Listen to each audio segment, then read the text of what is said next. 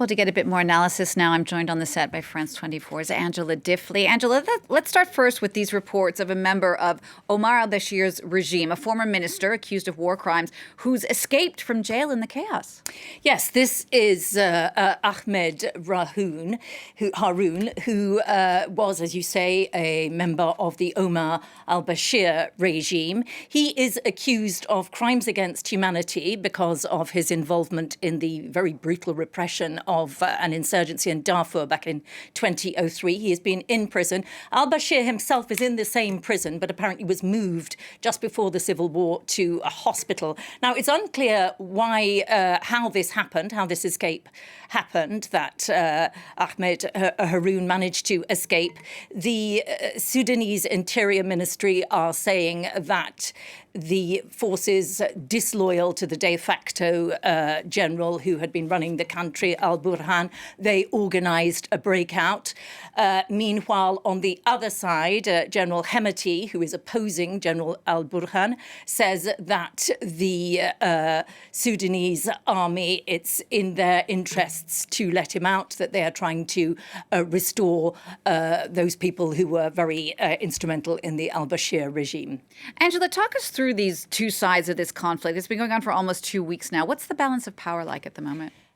This is something that's worrying outsiders, is that the balance of power remains fairly equal.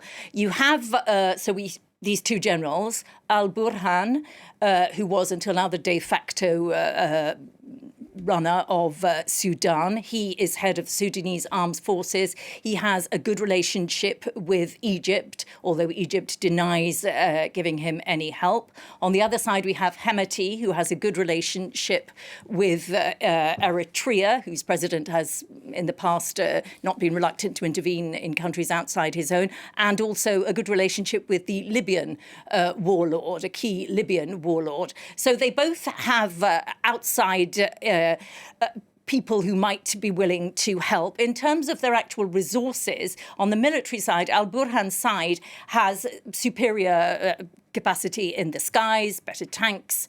And that's one of the reasons why General Hemeti, they moved very quickly on that side to try to secure airfields so that wouldn't happen.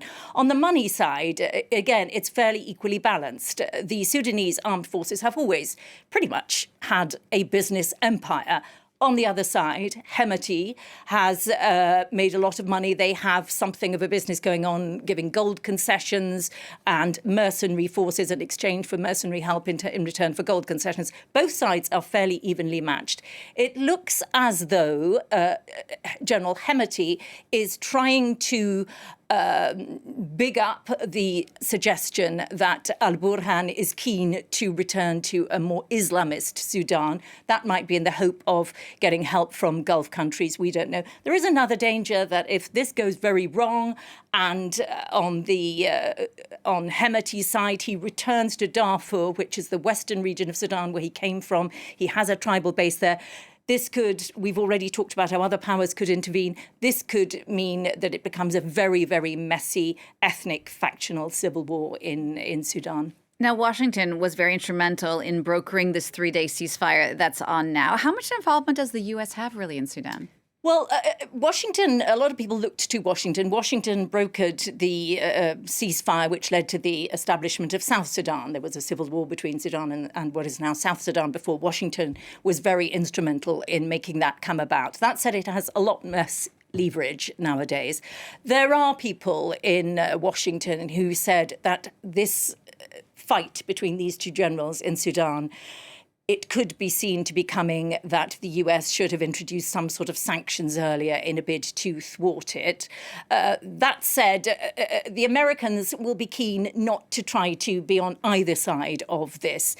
There is a suggestion that there is more likelihood of Russian involvement on the side of Hemeti, General Hemeti, that it might turn into something like a Russian West proxy war. Everyone is keen to try to avoid that. What is important is that Sudan has seen an awful lot of conflict since its independence in 1956. This is the first time it's really been around Khartoum, and the capital and business people might be the people who manage to draw this thing to a close. All right, Angela, thank you for that. France 24's Angela Diffley.